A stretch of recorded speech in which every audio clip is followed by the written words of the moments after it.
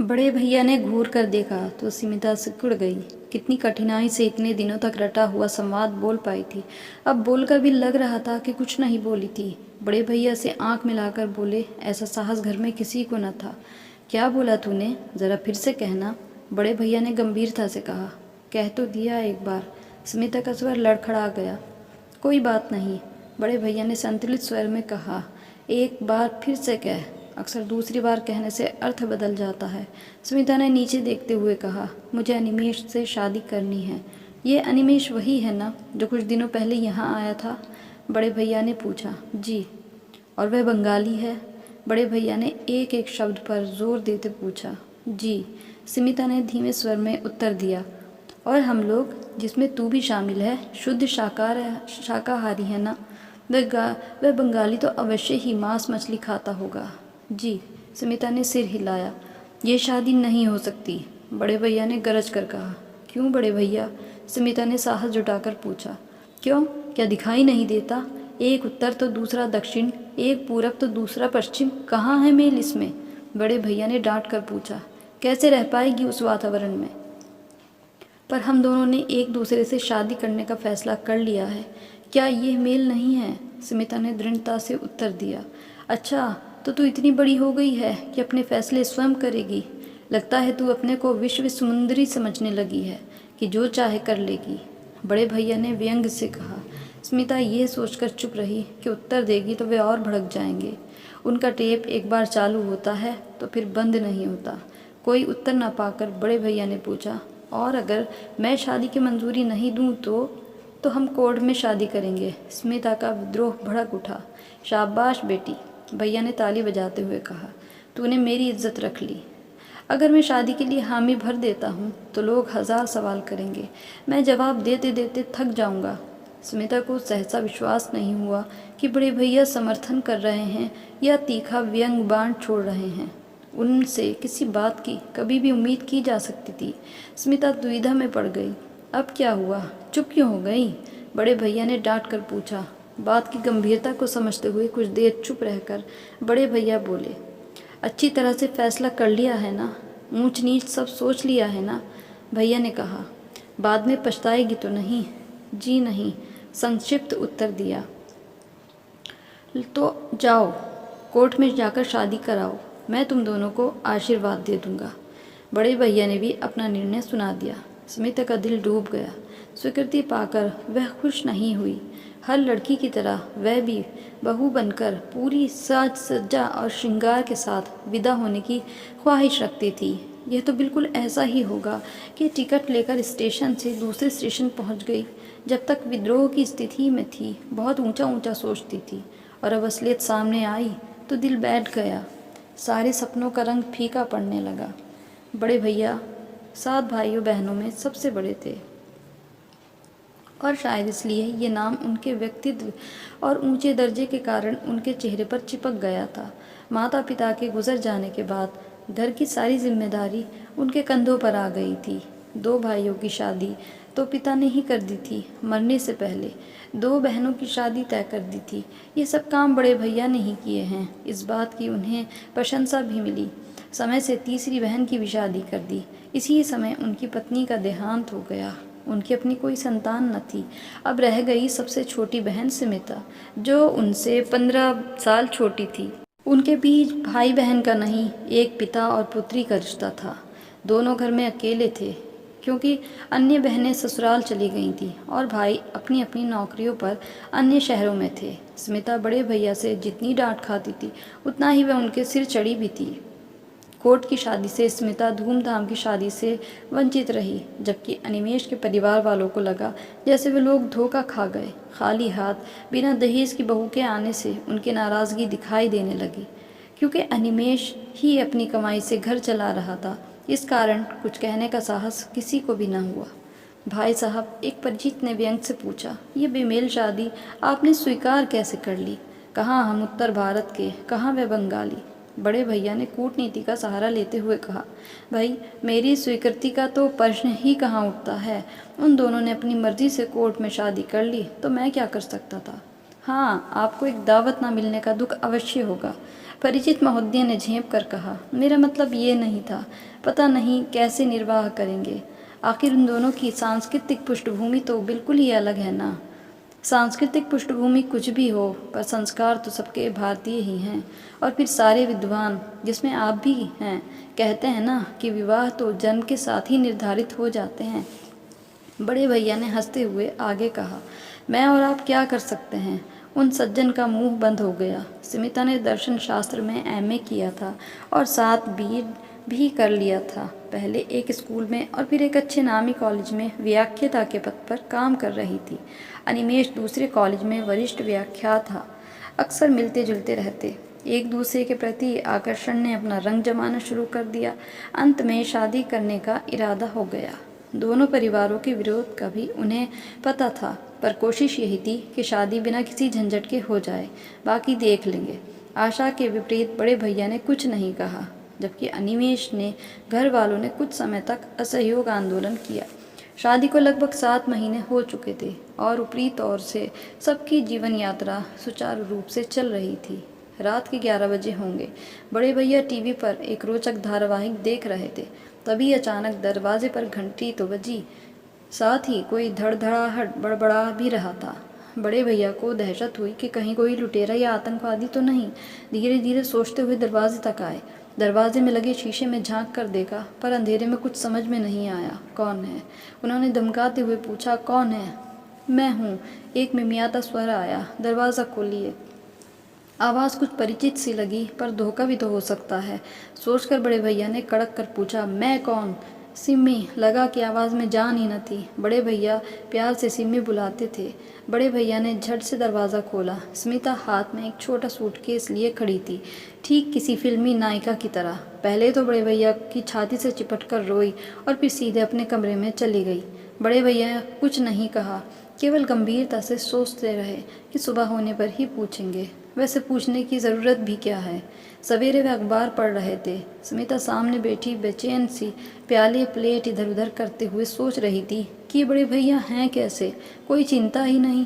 अंत में जब सब्र का बांध टूट गया तो उसने भैया के हाथों में से अखबार छीनते हुए कहा। पूछोगे नहीं मैं क्यों आई हूँ?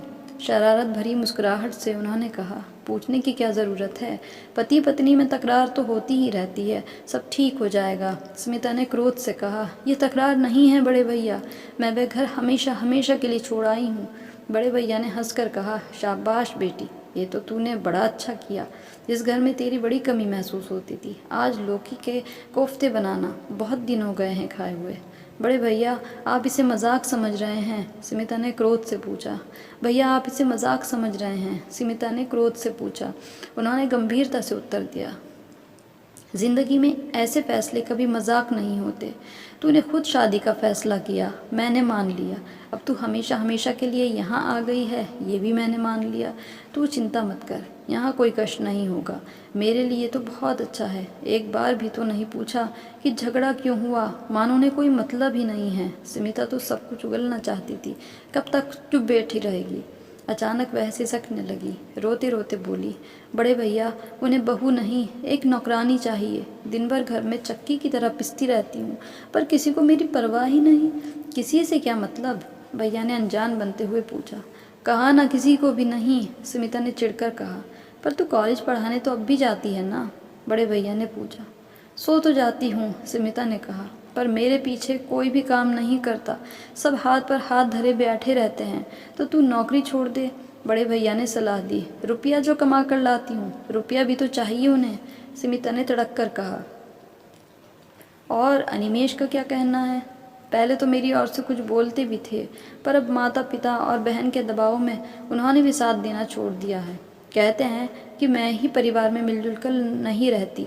अब आप ही बताइए कि क्या मेरी अपनी कोई शख्सियत नहीं है, मेरी अपनी कोई पहचान नहीं है? क्या मुझे अपनी तरह से जीने का अधिकार नहीं है? वह एक ही सांस में कह गई सब कुछ। गंभीरता से विचार करते हुए बड़े भैया ने कहा। ये बात तो ठीक है, अगर इंसान अपनी पहचान ही भूल जाए तो पढ़ाई लिखाई का क्या लाभ। सच ही तेरे साथ बड़ा अन्याय हुआ है। अच्छा किया जो तू वह घर छोड़कर चली आई, हमेशा हमेशा के लिए। स्मिता को समझ न आया कि बड़े भैया ताना दे रहे हैं या समर्थन कर रहे हैं। अक्सर ऐसी ही दोहरी बात करते हैं, उनको समझना बड़ा मुश्किल है। अब मैं क्या करूं? स्मिता ने उलझन में पड़कर पूछा। करना क्या है? आराम से यहाँ रह और चैन की बांसुरी बजा। हाँ, कॉलेज जाना मत छोड़ना, खाली दिमाग शैतान का घर होता है, भैया ने समझाते हुए कहा। और फिर कुछ मुस्कुराते हुए बोले, अब कुछ नाश्ता वाश्ता भी मिलेगा? स्मिता के तने हुए चेहरे पर मुस्कान की लहर दौड़ गई। बड़े भैया कभी नहीं बदलेंगे। 7 दिन हो गए। स्मिता के खिले हुए मुखड़े पर चिंता की लकीरें उभरने लगी थी। बड़े भैया के समर्थन और आश्रय प्रदान से उसे बड़ी तसल्ली हुई थी। पहले तो यही सोचा था कि देखते ही वो डांटेंगे, फटकार लगाएंगे, बुरा भला कहेंगे, पर ऐसा कुछ भी नहीं हुआ। आखिर बड़े भैया को छोड़कर उसका था भी कौन? क्या बात है, बड़ी परेशान लग रही है? बड़े भैया ने पूछा। कुछ तो नहीं, स्मिता ने कहा। कुछ तो है, वह मुस्कुराए। स्मिता ने झिझकते हुए कहा, आप वहाँ कहलवा दीजिए कि मैं यहाँ बड़े आराम से रह रही हूँ। उन्होंने जोड़ते हुए कहा, मैं क्यों कहूँ ऐसा? पर लगता है तेरे दिल में अनिमेष के लिए कुछ जगह है, इसलिए परेशान है। स्मिता ने झल्ला कर कहा, मुझे कोई परवाह नहीं उन लोगों की, क्या उनको मेरी परवाह है? इसलिए तो कहता हूँ। बड़े भैया ने हंसकर कहा, जब एक बार फैसला घर छोड़ने का कर ही लिया तो अब उसी पर अटल रह। चुप हो गई वह ये सुनकर। इतवार का दिन था। छुट्टी के हिसाब से सब काम धीरे धीरे हो रहा था। घंटी बजी तब स्मिता अपने कमरे में थी। मैरी के सिवा और कौन होगा, वह भी तो आराम से आएगी। बड़े भैया ने धीरे धीरे उठकर दरवाज़ा खोला। तुम? बड़े भैया ने चौंक कर पूछा, यहाँ क्यों आए हो? वह भी बड़े भैया ने धीरे धीरे उठकर दरवाज़ा खोला। तुम? बड़े भैया ने चौंक कर पूछा, यहाँ क्यों आए हो? स्मिता से मिलने आया हूँ, अनिमेष ने झेंपते हुए कहा। वह तुमसे नहीं मिलना चाहती, कहकर उन्होंने तड़ाक से दरवाज़ा बंद करने की नाकामयाब कोशिश की। बड़े भैया, अनिमेष ने बड़े सम्मान से कहा, आपसे तो बात कर सकता हूँ, या आप भी मुझसे बात नहीं करेंगे? भैया ने सोचते हुए कहा, हाँ, मैं तुमसे बात कर सकता हूँ, पर याद रखना मुझे बेवकूफ़ समझना नहीं। अनिमेष ने झुककर उनके घुटने छूते हुए कहा, ऐसी जुर्रत कैसे कर सकता हूँ? ठीक है, अंदर आ जाओ। स्मिता ने अनिमेष को देखा तो पास आ गई। दोनों एक दूसरे को देख रहे थे। बड़े भैया ने डांट कर कहा, सिमी, तू अंदर जा, तेरा यहाँ कोई काम नहीं। स्मिता सहमकर अंदर चली गई। चाय मेज़ पर रखी थी। बड़े भैया ने चाय का प्याला भरकर अनिमेष की ओर बढ़ाया। यहाँ क्यों आए हो? बड़े भैया ने तीखे स्वर में सवाल पूछा। मैं स्मिता को लेने आया हूँ।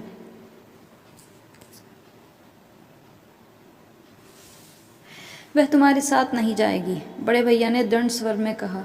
वह तुम्हारा घर हमेशा हमेशा के लिए छोड़ आई है, यहाँ उसे कोई तकलीफ़ नहीं है। अनिमेष ने झिझकते हुए कहा। हाँ, मैं उसे दूर करने आया हूँ। दरअसल कुछ गलत फहमी है। गलत फहमी? कैसी गलत फहमी? बड़े भैया ने गुस्से से पूछा। क्या तुम उसे एक नौकरानी की तरह नहीं रखते? जब तुम उसे बाहर काम करने के लिए भेजते हो तो क्या तुम्हारा और तुम्हारे घर वालों का फ़र्ज़ नहीं है कि घर के कामों में उसका हाथ बटाएं, उम्मीद करें कि काम में जुट जाए और सम्मान से भी पेश ना आए? यह सोचकर तुमने एक पढ़ी लिखी लड़की के साथ बड़ा अन्याय किया है। बड़े भैया ने सिर हिलाते हुए कहा। भैया, आप समझ नहीं रहे हैं, अनिमेष ने तेज़ स्वर में कहा। वह किसी भी सूरत में मुझसे और मेरे परिवार से घुल मिलकर ही नहीं रहना चाहती। यानी तुमने उसे और उसने तुम्हें समझने में भूल की है। यह शादी तुमने भावना में बहकर जल्दबाजी में कर ली। भैया ने तीखा सवाल किया। जी, ऐसा तो नहीं था, अनिमेष ने हकलाते हुए कहा। हमने सारे पहलुओं पर अच्छी तरह से गौर कर लिया था। असलियत की दुनिया कल्पना के संसार से बहुत अलग होती है ना दामाद बाबू? बड़े भैया ने कटु व्यंग से पूछा। अब जब समझ ही लिया है कि यह शादी एक भूल थी तो यहाँ क्या करने आए हो? मैं उसे समझाना चाहता हूँ, अनिमेष ने धीरे से कहा। यानी तुम्हारे दिल में अभी भी उसके लिए थोड़ी जगह है? भैया कुटिलता से मुस्कुराए। अनिमेष सिर झुकाकर नीचे देखने लगा। सुनो दामाद बाबू, सिमी तुमसे ना तो मिलेगी और ना ही यहाँ से जाएगी, भैया ने दृढ़ता से कहा। तुम जा सकते हो, अनिमेष ने भी उतनी ही दृढ़ता से उत्तर दिया। भैया, स्मिता से बिना मिले मैं यहाँ से नहीं जाऊँगा। पति पत्नी के बीच में आप क्यों आते हो? मुझे एक मौका तो दीजिए। कैसा पति, कैसी पत्नी? बड़े भैया ने कटुता से ऊंचे स्वर में, ताकि स्मिता भी साफ साफ सुन ले, कहा। सिम्मी तुम्हारा घर हमेशा हमेशा के लिए छोड़ आई है, ये अच्छी तरह समझ लो। स्मिता के कलेजे पर सांप लौट रहे थे। उसे ऐसी उम्मीद न थी कि बड़े भैया अनिमेष का इतना अपमान करेंगे। उसे अनिमेष पर न जाने क्यों तरस आने लगा। जो भी हो, मैं मिलकर ही जाऊंगा, अनिमेष ने स्मिता के कमरे की ओर बढ़ते हुए कहा। ठहर जाओ, बड़े भैया ने डांट कर कहा। मैं इतना कमीना तो नहीं हूँ कि तुम्हें घर से बाहर उठाकर फेंक दूँ, पर सिम्मी से मिलने की आज्ञा कभी नहीं दूंगा। इधर वाला कमरा खाली है, वहाँ जब तक हो रहो, पर सिम्मी से मिलने की कोशिश मत करना। अनिमेष लाचारी से कमरे में चला गया। स्मिता थोड़ी देर में बाहर आई तो चेहरे पर परेशानी झलक रही थी। बड़े भैया ने रूखे स्वर में कहा, मैंने अनिमेष को डांट दिया है। अगर अपनी और मेरी इज्जत प्यारी है तो उससे बात मत करना। अब तुम हमेशा हमेशा के लिए यहाँ रहो। हाँ, नौकर के हाथ नाश्ता और खाना कमरे ही में ही भिजवा देना। बाहर उसकी सूरत भी नहीं देखना चाहता, समझी? बड़े भैया 2 दिनों तक दीवार बने बीच के कमरे में आराम कुर्सी लगाकर बैठे रहे। दफ्तर से भी छुट्टी ले ली थी। स्मिता का पूरा विश्वास था कि वह अनिमेष से बात नहीं करेगी। अनिमेष के ऊपर ही पहरा लगाया हुआ था कि वह उतार चला जाएगा। बड़े भैया अपनी कूटनीति पर मुस्कुरा रहे थे। वे पहले ही जानते थे कि इस तरह की शादी में कोई दम नहीं होता, पर पागलों को भला कोई समझा सकता है क्या? 3 दिन हो गए। बड़े भैया ने हड़बड़ाकर आंखें खोलीं।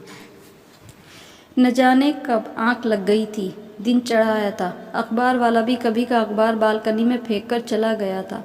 अजीब सा सूनापन था। सिम्मी, बड़े भैया ने पुकारा। अरे, चाय वाय मिलेगी या नहीं? कोई उत्तर नहीं। सिम्मी के कमरे में झांका, कमरा खाली था। ध्यान से देखा तो उसका सूटकेस भी नदारद था। अनिमेष भी गायब था। कहाँ गए? और तब बड़े भैया ठटा कर हंस पड़े।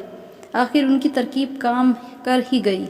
अगले साल स्मिता गोद में अपना छोटा सा बच्चा लेकर बड़े भैया के पास आई। अनिमेष साथ में था। बड़े भैया खिलखिलाकर हंस पड़े। अब तुम दोनों उस चेक के हकदार हो जो मैंने तुम्हारी शादी के लिए रखा हुआ था। बच्चा भी है, इसलिए सूद के साथ बोनस भी दे रहा हूँ। अब आशा करता हूँ कि तुम दोनों हमेशा हमेशा एक दूसरे के साथ रहोगे। दोनों ने शर्माकर मुंह नीचे कर लिया। हमारी कहानी कैसी लगी कमेंट करके बताइएगा ज़रूर। हमें आपके कमेंट का इंतज़ार रहता है। और अगर अच्छी लगी हो तो इसे लाइक ज़रूर कर दें और शेयर ज़रूर करें, और हमारे चैनल को सब्सक्राइब करना ना भूलें।